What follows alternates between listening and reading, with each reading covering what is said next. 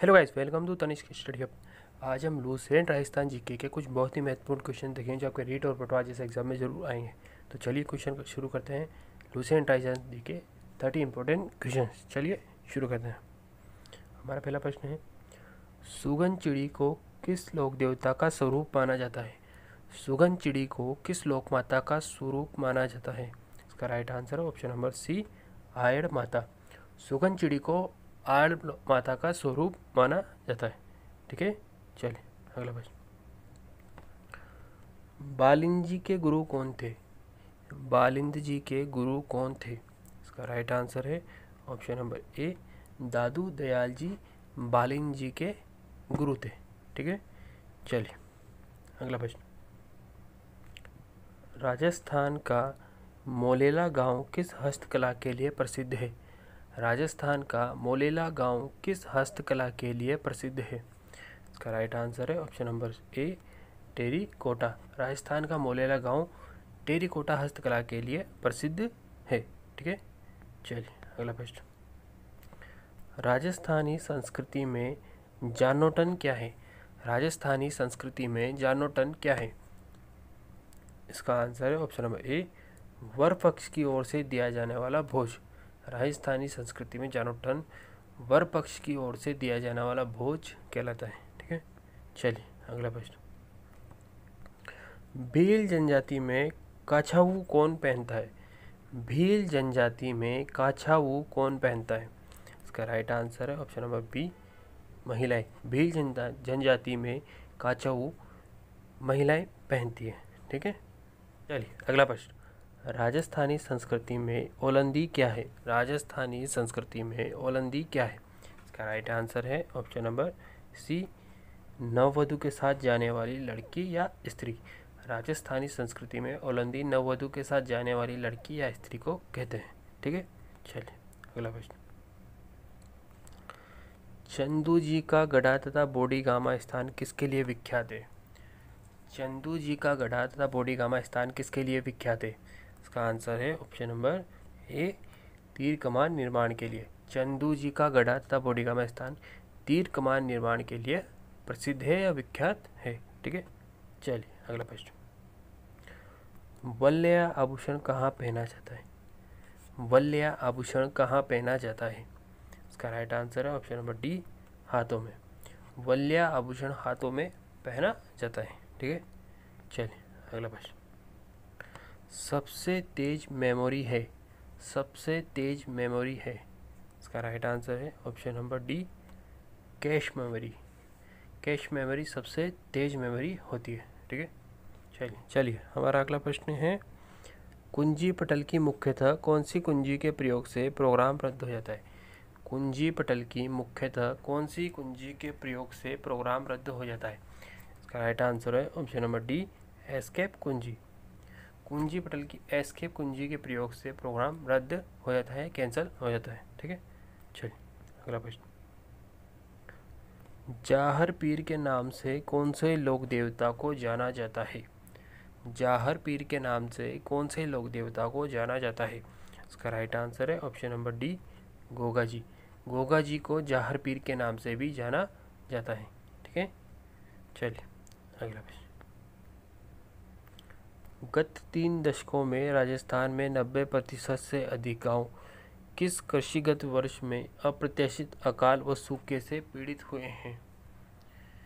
गत 3 दशकों में राजस्थान में 90% से अधिक गांव किस कृषिगत वर्ष में अप्रत्याशित अकाल और सूखे से पीड़ित हुए हैं? इसका राइट आंसर है ऑप्शन नंबर सी, 2002 और 3। ठीक है, इसका राइट आंसर है ऑप्शन नंबर सी, 2002 और 3। इस वर्ष में राजस्थान के 90% से अधिक गांव कृषिगत वर्ष में अप्रत्याशित रूप से अकाल और सूखे से पीड़ित हुए हैं। ठीक है, चलिए अगला प्रश्न।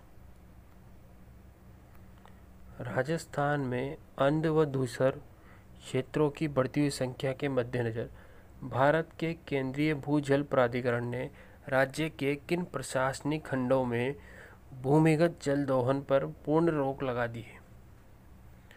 राजस्थान में अंध व धूसर क्षेत्रों की बढ़ती हुई संख्या के मद्देनजर भारत के केंद्रीय भूजल प्राधिकरण ने राजस्थान राज्य के किन प्रशासनिक खंडों में भूमिगत जल दोहन पर पूर्ण रोक लगा दी है? इसका आंसर है option number B, Behror, Bhinmal, Surajgarh, Dhaund और श्रीमाधोपुर। इन भूमिगत जल दोहनों पर राज्य सरकार ने पूर्ण तरीके से रोक लगा दी है। ठीक है, बहरोड़, भीनमाल, सूरजगढ़, धौंड, श्रीमाधोपुर। ठीक है, चलिए अगला प्रश्न।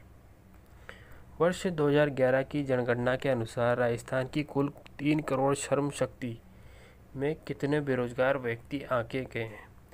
वर्ष 2011 की जनगणना के अनुसार राजस्थान के कुल 3 करोड़ श्रम शक्ति लेबर फोर्स में कितने बेरोजगार व्यक्ति आंके गए हैं?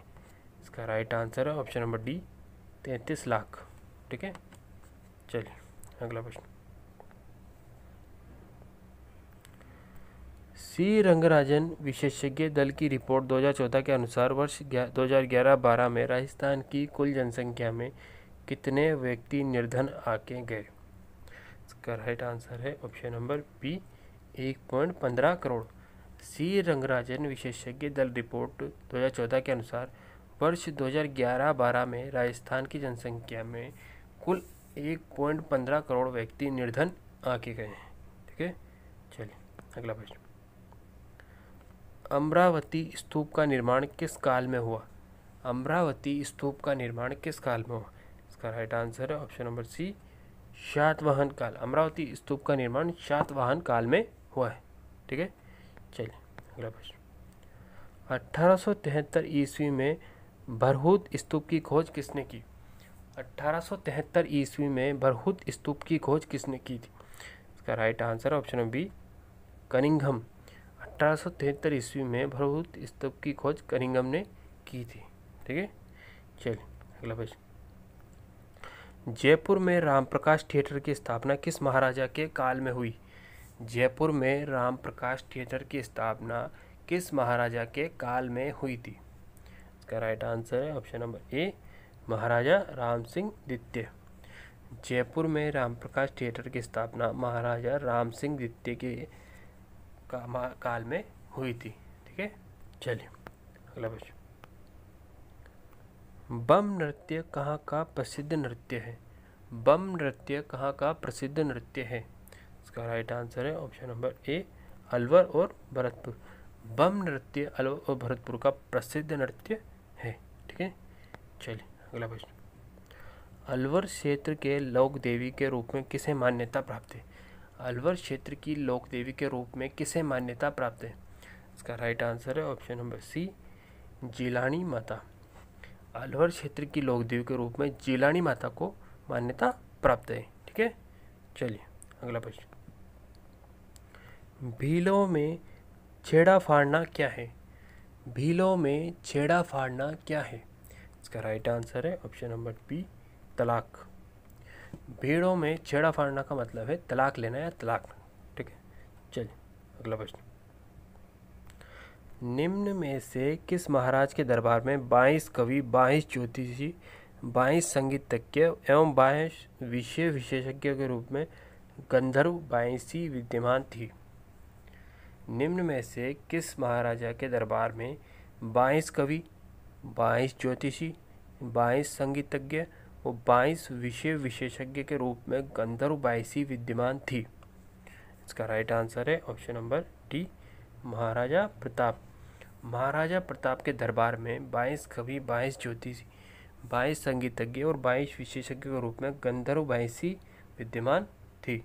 ठीक है, चलिए अगला प्रश्न। निमाड़ी व रागड़ी किस बोली की विशेषता है?